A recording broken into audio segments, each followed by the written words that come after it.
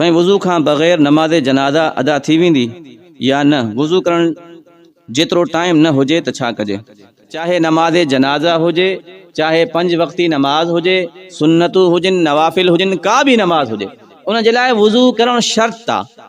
बग़ैर वज़ू जे नमाज न थींदी आहे। बाक़ी जनाज़े नमाज़ा में हिकिड़ी आसानी इहा आहे त जॾहिं इंसान नमाज़ जनाज़ा जे लाइ वञे ऐं उते जनाज़ो तयारु आहे, नमाज़ शुरू थियण वारी आहे, हाणे उनखे ख़बर आहे त जेकॾहिं मां वज़ू करणु वेंदुसि त नमाज़ निकिरी वेंदी, पोइ इन सूरत में आलिमनि फरमायो आहे त उन वक़्तु इहो तयम्मुम करे, मिट्टी सां, ज़मीन सां या जेकी बि शइ ज़मीन जी जिन्स मंझि आहे उन सां इहो तयम्मुम करे पोइ जनाज़े में शरीक थी वञे।